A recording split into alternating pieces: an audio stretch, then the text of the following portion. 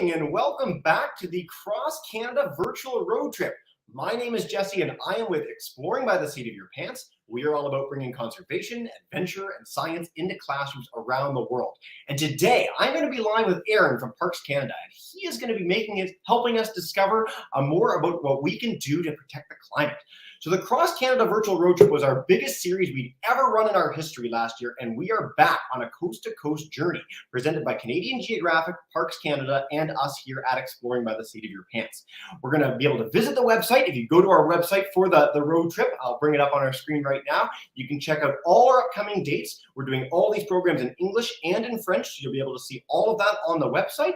I really encourage you to check that out. This is just the first stage of a truly fantastic journey over the next couple months. And don't forget to enter the contest. So this year, in conjunction with the Canadian Geographic team, we're going to be having a contest where you can win real cash prizes for your classes by learning more and taking some action after we're done the sessions. So I'm very excited for you guys to check that out. But without further ado, I'm going to turn it over to Aaron today to blow our minds and kick off our Cross Canada Virtual Road Trip. Aaron, thank you so much for joining us today, and take us away. Thank you, Jesse, and thank you everyone for joining us today. Before we really get started, I'm just going to share my screen here for a quick moment. I hope everybody can see that. Before we start, I just want to give a little bit of introduction as to what we're going to be talking about today and introduce you to some of the themes and some of the places that we're going to be encountering as we visit Nova Scotia. Now, before we begin, I'm really curious to know where all of you are from. And while you type that in the chat or you sort of ask yourselves where you're from before you sound off, I want to tell you where I'm from. And I want to do so in a language that you may have not heard of before. Delawisi Aaron, Delawasin Mi'kma'ki, Wigi Punamugwadich. I just introduced myself in Mi'kmaq, which is the language of the indigenous people of Nova Scotia, or Mi'kma'ki. I've introduced myself as Aaron. I live in Nova Scotia, and in particular, I live in Dartmouth, which is just across the harbor from Halifax. Nova Scotia is the unceded and unsurrendered traditional land of the Mi'kmaq people, and I'm very, very fortunate to be able to live here and work here with people all across Parks Canada. So, Jesse, can you let me know some of the people who are here with us today? Where are people coming from? Maybe where's the person closest to Nova Scotia and where's the classroom farthest away? Well, we have one really close to Nova Scotia. We've got some Elmsdale crew live in the province with you guys, which is fantastic. We've got a whole bunch of Albertans today. We got Clarks Harbor, Nova Scotia on YouTube, Ottawa, London, Clane. We got Kansas City, Missouri today. We got a whole bunch of Americans that to join us from around the U.S. today. So welcome in. A truly international effort. I was saying to our Parks Canada team, we had 105 classrooms registered for today's program from, I think, 9 provinces and 10 U.S. states. So welcome in across North America, everybody. All right, people from Kansas City, I'm sorry to hear about Tyreek Hill. I hope that you're surviving the news about his trade. All right, let's keep on going. So where are we going to be going today? Well, for some of you, you are already here with us in Nova Scotia, but for some of you, perhaps folks who are all the way down in the United States of America, you may not know exactly where we're talking about today, so I want to show you. Here's a map of Canada, and in the bottom right, you can see Nova Scotia highlighted in blue. This is where we're going today, and in particular, we're going to... I hate to interrupt you. I'm really sorry, man, but the slide didn't switch over, so we want to get up that map of Nova Scotia. It's a very pretty view with the exploring, but there we go. Perfect. Is it working? You're good to go. Okay, thank you, Jesse. So we're going to two Parks Canada places today. We're going to go to Port Royal National Historic Site, and we're going to Kejimkujik Seaside National Park. And these are both in southwest Nova Scotia, which hopefully you can now see on your screen. Port Royal National Historic Site. We're going to be visiting a man there named Paul Lalonde in a moment. But it's a really interesting place. It was the first permanent settlement that the Europeans built in North America. They built it in 1605 and they lived there until 1613.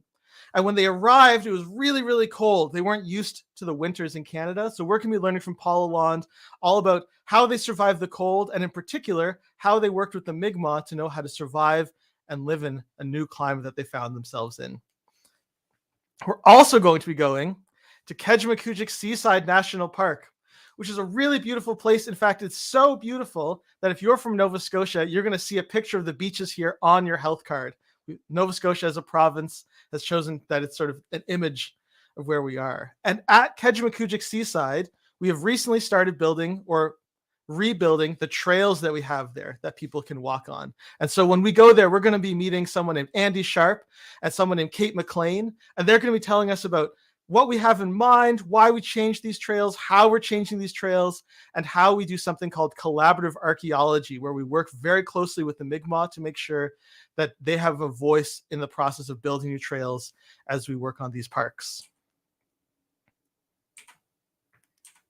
So I also just want to highlight some of the themes that we're going to be talking about today. One is going to be climate change, both in experiencing climate change today, and you'll hear from Andy and Kate about what that looks like here in Nova Scotia, but also climate change for encountering brand new climates, like when the French came here in 1605 and 1604 and encountered a winter that was much colder than they expected. We're also going to be learning about something called two-eyed seeing, which is a process where we adopt a perspective from Mi'kmaq cultural teachings and knowledge keepers and Western science as well. We combine these two things so we can get a really good idea of how to approach problems. And we're going to see that when it comes to these trails, how we've worked closely with the Mi'kmaq to make sure that we know that they're included in that and that we're listening to them and that they have a say in how the project goes forward. We're also going to learn about early French settlement in Canada, and we're going to learn about how Parks Canada goes about building new trails. And we're about to get into it, but I just want to, sometimes I think it can be weird. We're thinking about two locations. They're 150 kilometers apart. They're 400 years apart in terms of history. And so it might be a little bit strange to see these two things together. But I think what I want you to focus on as we go into the topic is that the French in 1605, 1606 are encountering a new climate that they're really struggling to survive in. They don't know how to survive in the winters here. And they turn to the Mi'kmaq who help them. And in the exact same way, 400 years later now, we're experiencing new climates and we're again turning to the Mi'kmaq who know the land and know how to live here and know how to respect the land so that we can work with them to move forward. So this is what ties these two parts together. So I'm going to close this out. And here we go.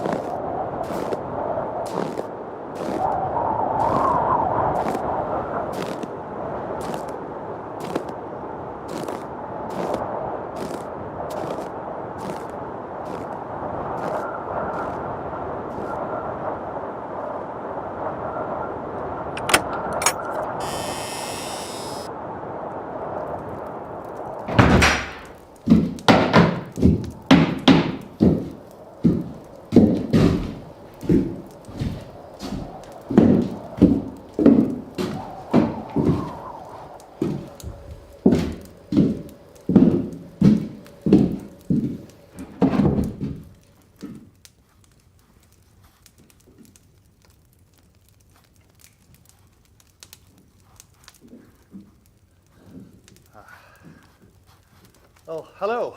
Welcome, welcome, welcome to the dining hall at Port Royal. Come in, please have a seat around this wonderful table.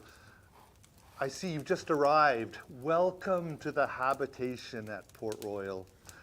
And you have chosen the best time of all to come here because this is the eve of the Order of Good Cheer. Yes, get ready because soon the gentlemen will parade out platters of the most tempting food you will ever see in the New World. Yes, sit down by the fire and warm up. We always have room for guests at this table. So since you've just arrived here, I'm wondering, do you know how important the habitation is here at Port Royal? I didn't think so. Did you know this is the first outpost of the Kingdom of France in the New World where we've been trying to spend the entire year, yes, even the winter. Yes, you know, we built this habitation in 1605 after our rather disastrous winter in 1604 at Ile Sainte-Croix. We came here because we had seen that there was this beautiful harbor that, in fact, we called Le Port Royal, the royal port, that the entire French Navy could come here and harbor safely. And on the shores of this harbor, we built the habitation. A fur trading post, of course, but a place where we could do commerce with our friends, the Mi'kmaq, and where we could set roots into this land and start this new colony in the New World. You would not believe the amount of firewood it takes to keep this dining hall warm. You know, in France, we have winter, but we weren't ready for this kind of winter. When we came to the New World, we were not prepared for the climate here.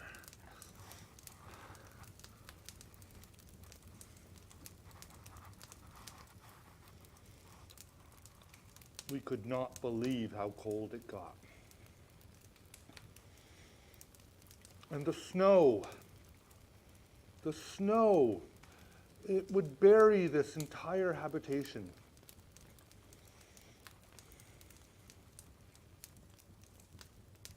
But we've had to adapt because we lost too many men. We were not ready for this.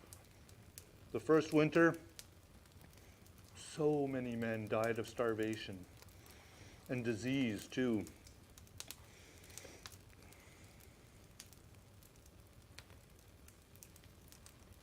So we've had to learn how to adapt to this new climate. We've learned a few things from the local inhabitants, the Mi'kmaq, and they've taught us how to survive in the land, but we're trying to grow some food. You can see here we've got some of the last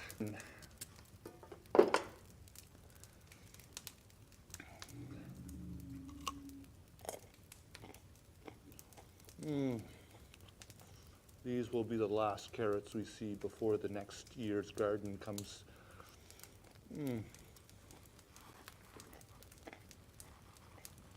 The first year, once winter set in, it didn't let up at all. The snow, the ice, the wind. We could barely get out to hunt. We could barely provide enough meat for ourselves. But every once in a while, we'd have a big feast here in this hall, in this dining hall, the Order of Good Cheer. We had to do something. We couldn't just sit here in the darkness and the cold and not do anything. We had to raise the men's morale.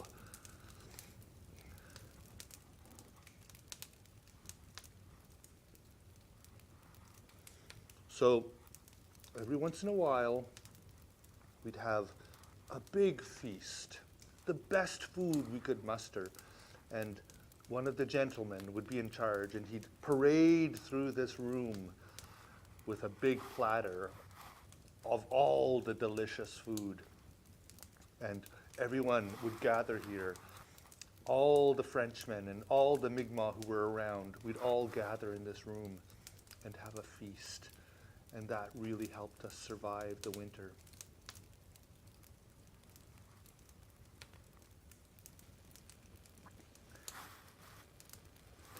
Yes, thankfully there's a lot of game in the area.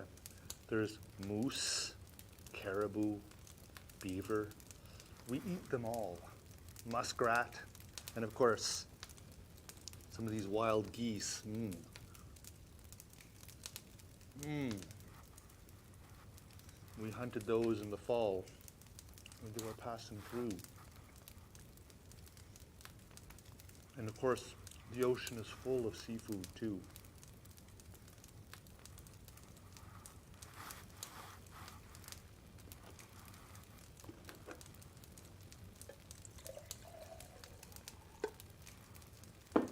And of course, we've got wine.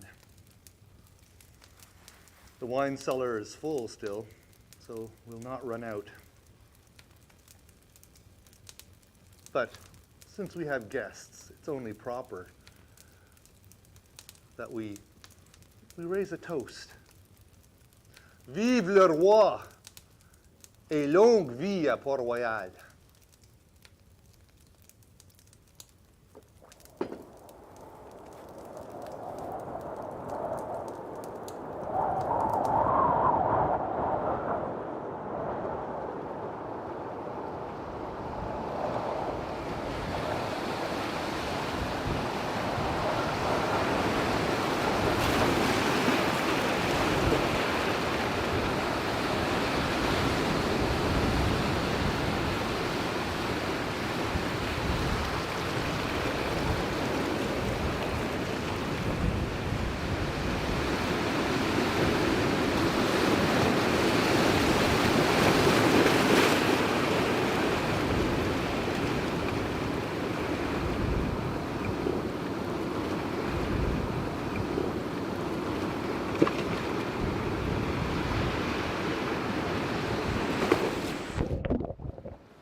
Gwe, Jalasi, Deluisi Andy Sharp, Delawi Gespowick, Wiggy Legil, Elegwe Parks Canada. Hi, I've just introduced myself in the Mi'kmaq language as a sign of respect for the Mi'kmaq people who've been here in our past, who are here today, and will be with us going forward as we look after this landscape. My name is Andy Sharp. I work for Kejimkujik National Park and National Historic Site. My job here is to assess the impacts when we build new things and work to mitigate and reduce those impacts as much as possible. One of the most exciting things about the Seaside is that it has something to offer for everyone.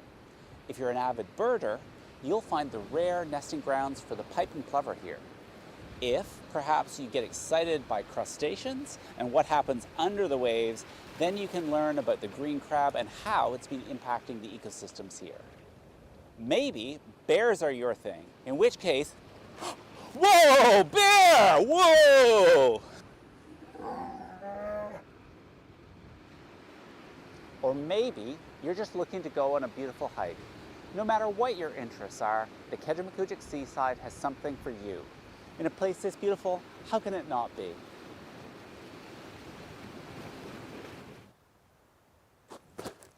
Today, though, I want to talk to you about a project that we've undertaken here to rethink how our trails are placed and built in the park, both to minimize the human impact on the land, but also to better prepare for the effects of climate change. When we originally built our trails here, 20 years ago, the weather in Nova Scotia was different than it is now. We've decided that now is the time to revisit how we interact with and enjoy the park. Let's take a look at the work that's being done.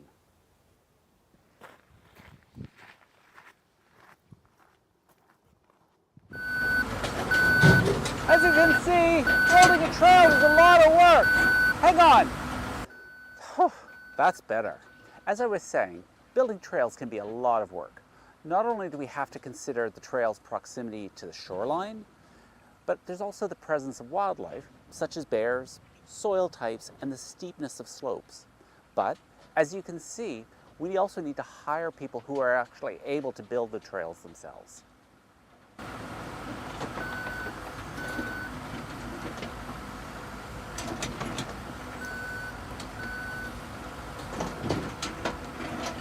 I mentioned earlier that we're building these new trails in order to better account for the climate change's impact on the land.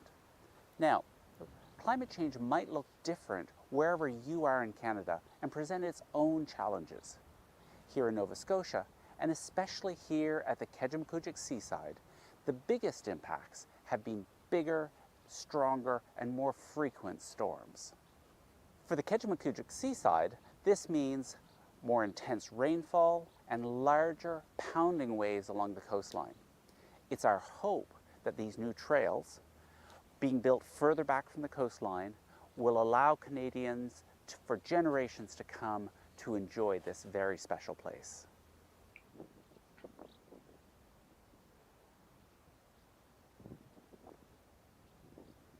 One of the most unique features about Kejimkujik is that it's both a national park and national historic site due to the prominent role it's played in Mi'kmaq history and its continuing importance to the Mi'kmaq people today.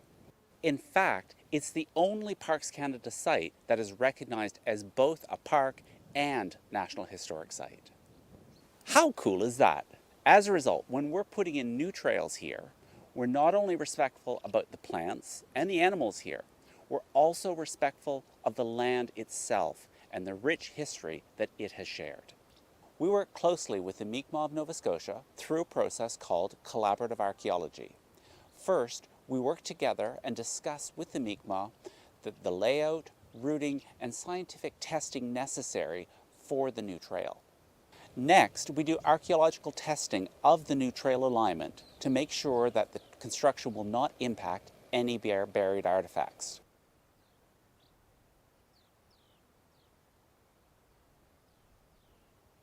During this process, we invite Mi'kmaq communities to participate in the testing work. And finally, we bring all this information back together for one final review prior to construction. As the climate changes, this modifies the way that we think about the land and our relationship to it. It also allows us an opportunity to rethink the way that we work with local Indigenous nations to build a strong and supportive friendship going forward based on two-eyed seeing.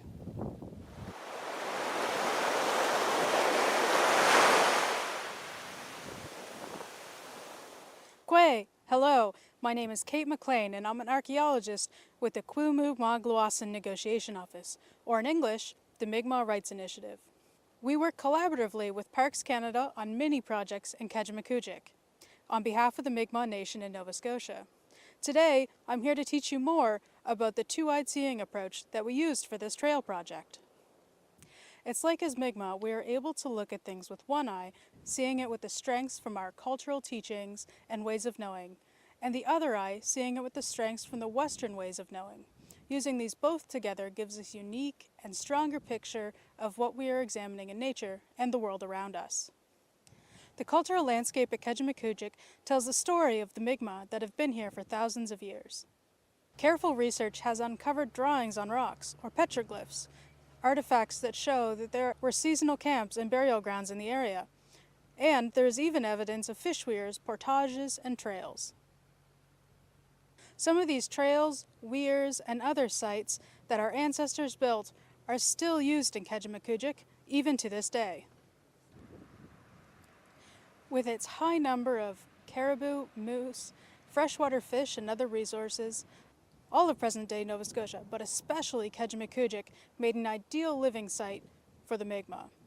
The Mi'kmaq have used the complex system of rivers and lakes as they travel between the north and the south coasts, with Kejimkujik being a regular stop. We have a rich history and culture that must be protected, preserved, and celebrated. We are proud of who we are and know that the lands of Nova Scotia can tell us a lot about how our ancestors lived and will continue to support us for generations to come. This is why it is so important to approach projects in a way that honors and respects the rich Mi'kmaq history of these lands.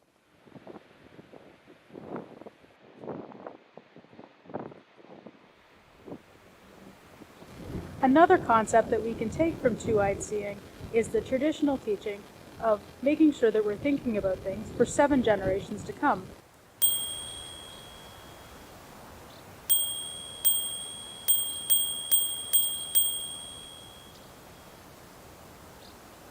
And not just about right now.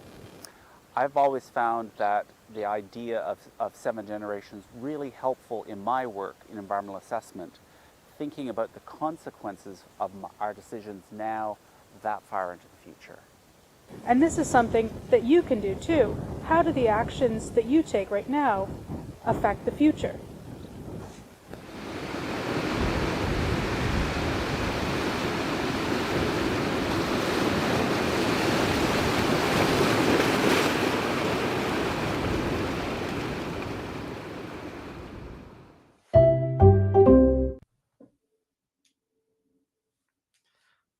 Hello again, everyone. Thank you so much for joining us for that video. I hope that you have tons of questions. All the people who you saw in that video are going to be with us in a moment. I have to leave StreamYard so that Andy can join to answer any questions that you have. But I just want to take a second to say goodbye and thanks for joining us, and hopefully I'll see you around. Thank you so much, Aaron. Yes, as long as Andy's still not running away from that surprise bear halfway through that video, he should be in with us in just a second. But guys, let's dive in with our Q&A session. So if you're joining us on YouTube, we've got groups from all over North America there. Please feel free to share in the chat. We'd love to take as many as we possibly can, and there'll be a way you can share them after the broadcast if we don't get your live questions in. So we'll start waiting for those coming in just a second. Andy did make it in, which is fantastic. So we've got everybody here. I'm going to take a question from YouTube to begin, and then I'm going to head to all our live classes together. So if you guys are in live classes, put those thinking caps on, and let's get underway. So our first question on YouTube is from Mr. LeBrun's class. Lion, grade 3, wants to know more about being an archaeologist. What kinds of things have you discovered? So Kate, I'm turning it over to you to kick us off with this. Come on in, and you're good to go. Hi. Being an archaeologist is really such a privilege to be able to work with such old artifacts. So for me, one of the most exciting things that I found was a stone tool that was over 13,000 years old in a site called Debert here in Nova Scotia. Fantastic. Thanks, Kate. All right. And again, guys, if we have questions on trails, on the ecology, on archaeology, no matter what your questions are about the park and the amazing work they're doing there, I'm sure those videos and that introduction gave you lots of room for inspiration. Let's head to Miss McTiernan's class. They're going to kick us off next with a live question. So Miss McTiernan's joining us in Minto Clifford Public School. Welcome in, guys. Unmute your mic and you are good to go. Hey. All right.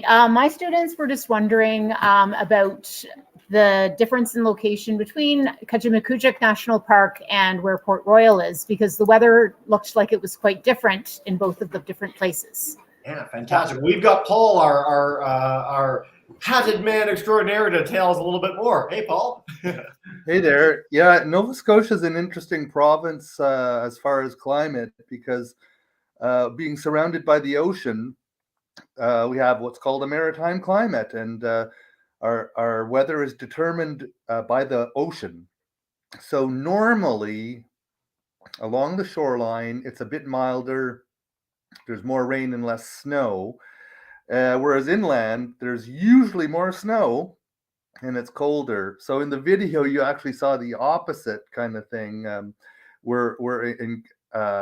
just happened to have some snow that day at Port Royal. But there can be a good 10 degrees difference between inland and the coast. So it can really make a difference. And so, Paul, before we go on to the next question, which do you prefer? Do you want to be with all that snow inland or by the coast where it's a little bit chillier for everybody? Well, I'll have to say there's fewer black flies along the coast. Perfect. There we go. A non-weather related answer. Thanks, Paul. All right, let's head to our next class. So again, we are joined live in Nova Scotia today. We've got groups from all over the place. Let's head to Ms. Lawson's class joining us in Lethbridge, Alberta. 2 3s there. If you want to come on in and unmute your mic, you are good to go. Hey, Ms. Lawson. Hello. We have a question here. How much years did it take to build the fort? Ooh, okay. I'm going to head to Andy. Andy, do you know this offhand, how many years it took to build the fort? I'm going to kick this right back to Paul. That's his. Perfect. Thanks, Andy. Well, you know what? It's actually kind of interesting. It didn't take years at all. It took weeks.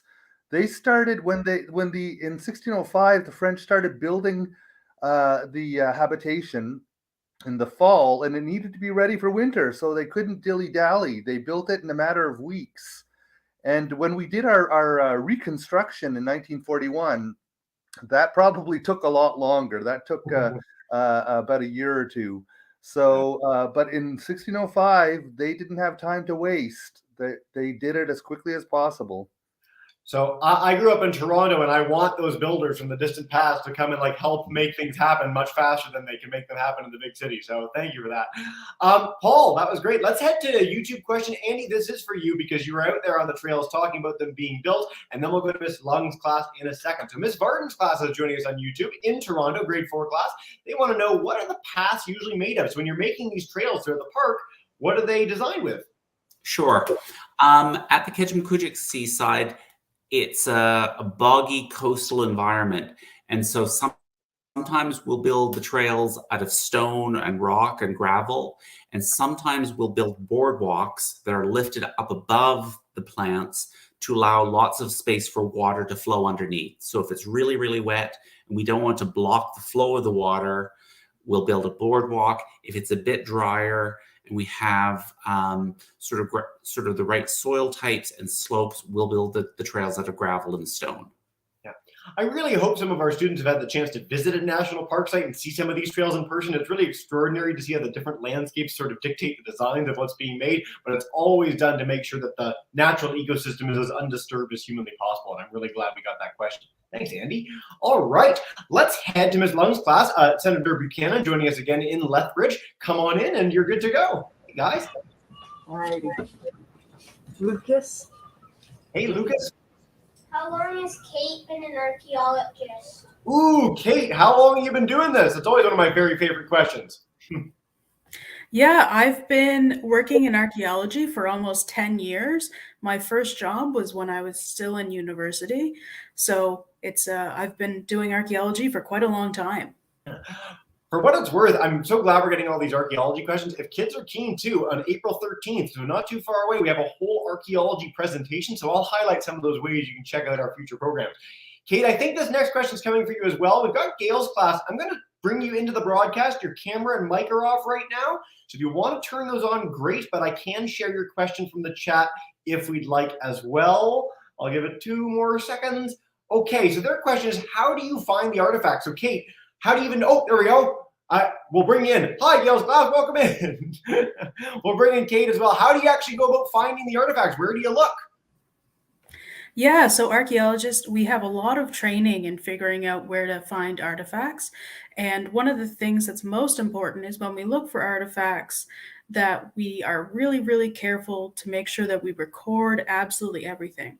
Because it's not just the artifacts that are important, it's everything around it. It's the types of soil, it's how deep it is, it's what it's in relation to other things.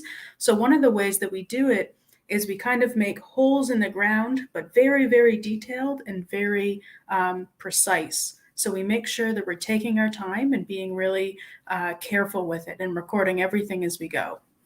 So this is a really, really important point, and I'm glad you brought it up. So if someone just goes and starts digging and taking artifacts away and walking away with them, that is not archaeology, correct? Like it has to be a scientific process, yes. Yeah, that's right. So we don't want people just digging up holes and taking artifacts because that's not archaeology. It's all about being very careful and making sure that we're recording everything as we go. Fantastic.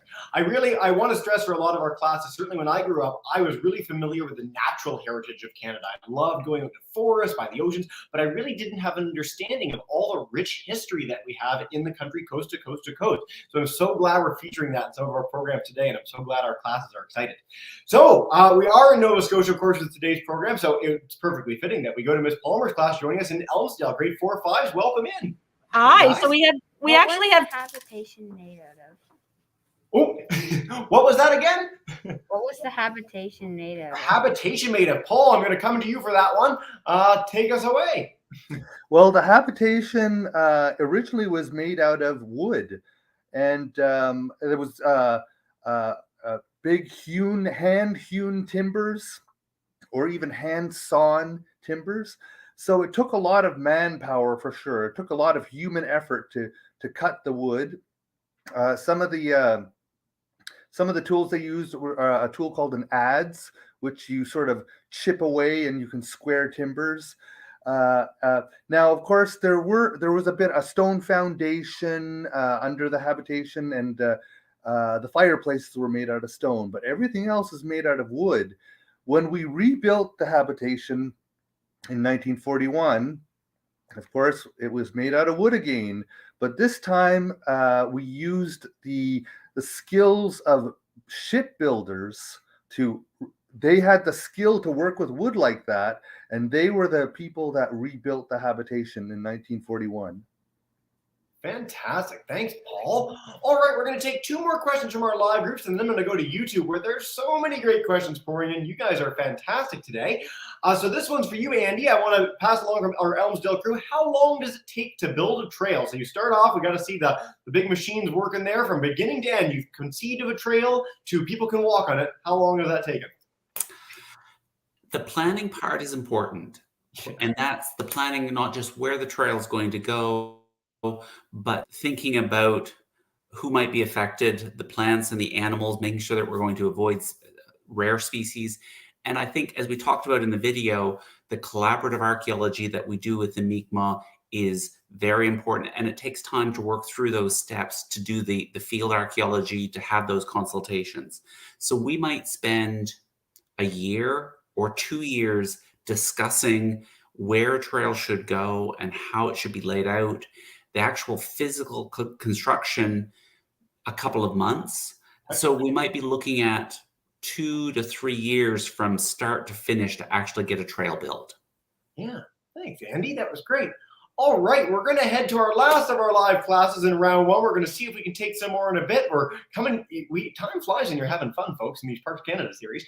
But let's go to Mr. Dunn's class, joining us in Sudbury. I think we've had every class in Sudbury slowly but surely over the last couple of years. But welcome in, guys. Hey, Liam has a question. How does climate change affect the local wildlife in the parks? Ooh, okay. So, Andy, I'm going to bring you in instinctually for this. And if you want to share it with someone else, by all means, we can. Sure. So how is climate change affecting the wildlife?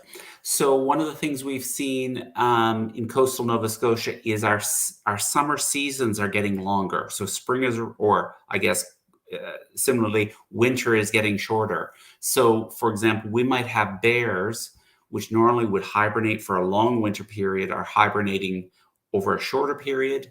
And when they come out of hibernation a bit early, because the temperatures warmed up earlier in the spring, they're hungry and they're looking for food. And so what we're actually seeing the bears down right on the seaside, right at where the waves are crashing in. And there's sometimes multiple bears that you'll see at the same time, and they're eating the seaweed that's been washed up on the shore because it's early in the spring. They've been woken up out of hibernation by the warming temperature, a shorter winter, and they're hungry, and that's where that's the best food that they can find. This is before the berries have come out. So animal sort of hibernation and their whole cycle through the year is being altered as a result of climate change. Thanks, Andy. I'm really glad we got that question, and I really want to stress to all our students today, we're lucky to have this chance to speak with so many amazing experts today. Ask your teachers and parents in your life how much the climate has changed since they were kids. I know when I was a kid growing up talking about climate change, it was always this distant idea, 2050, 2100, we'll start doing these things. And I can tell you it's changed radically since I was the age of our students in our classes today. So if you ask those adults in your life, you'll come to hear similar stories about how animal distributions have changed, and the seasons have changed quite a bit. And I think that's a really important lesson to take from today's program regarding climate change. All right, we are at the 40-minute mark. So what I want to do is get through a few more YouTube questions and then provide an opportunity for all of you to share more questions after the broadcast is done. So let's head to Diego, Mr. LeBrun's class, wants to know how deep the snow gets inland. I know on the East Coast there, you guys are really proud of your summers, but we know that you get some pretty heavy-duty winters out there. Paul, can you speak to the snow that falls out there and how deep it gets? Well, speaking of climate change, over the past several years, we've not really had a lot of snow. Most of the winters along the coast have been quite snowless. This winter was an exception. We had a storm every weekend. So maybe that fits into that element of climate change where the climate's becoming more unpredictable.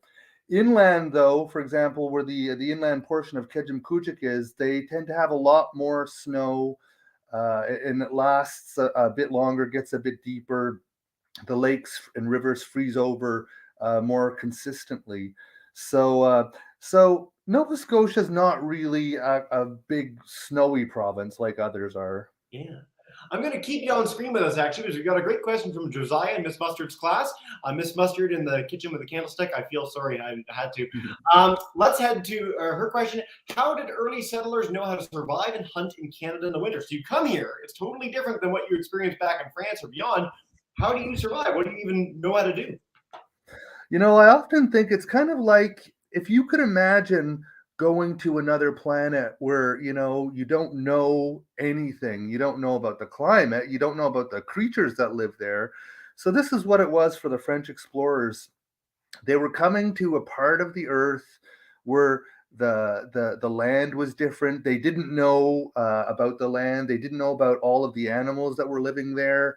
They didn't know about the plants, what was edible, and what could and of course they didn't know how to find enough food for the winter. So, well, what do you do in that case?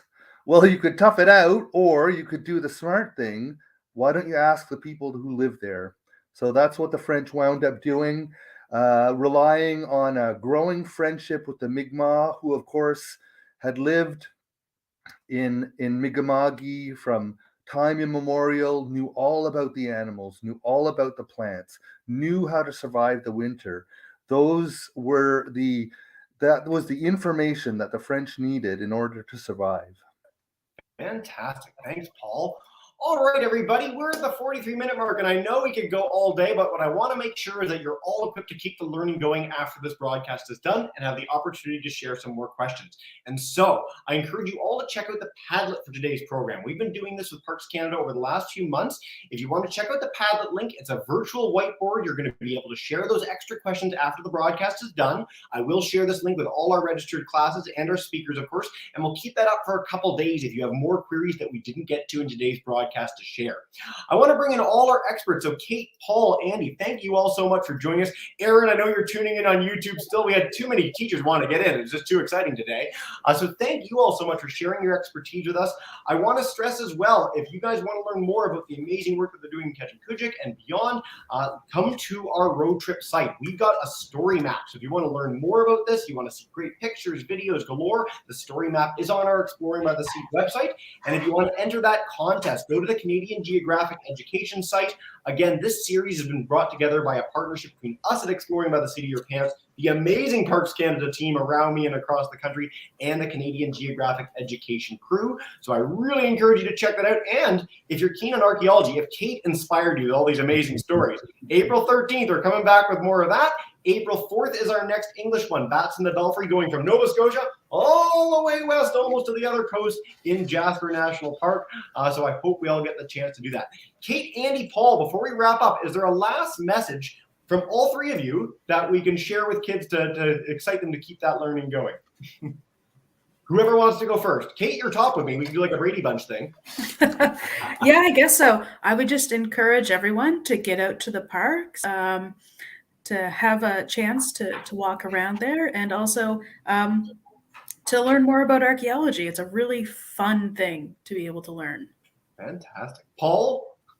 Well, I hope that I'll see some of you at the Port Royal Habitation this summer. And if you do, my pro tip, my secret hint, ask the person in costume all kinds of questions, because they know all kinds of surprising things. Any question you can think of, we can find a way to answer it. Well, before we go to you, Andy, I just have to say for all our students, honestly, you'll never meet a group of more knowledgeable or passionate people than the people in costume at Parks Canada sites. It will blow your mind. And they'll talk to you for 3 straight hours if you want to. So I really hope all our students take that opportunity. Andy, one last message?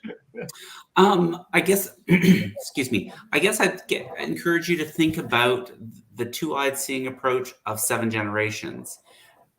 Whether you're in a job like me or whether you're an individual, wherever you are, it's a really useful idea to think about the consequences of the decisions you make every day, but looking that far out into the future. Fantastic. Guys, this couldn't have gone more fun if it tried. So thank you so much for kicking off our epic virtual road trip, cross-Canada virtual road trip together. What a beautiful place to start. And as you will now know, having joined us for the first time, what we do to end every broadcast, I'm going to bring in all our teacher friends to say a huge thank you and farewell. So all our teachers, get those mics unmuted. Miss Lawson, Miss Lungs, Gail's class, our Elmsdale crew, Miss Palmer, Mr. Dunn's class, thank you all so much. Have a wonderful day, everybody.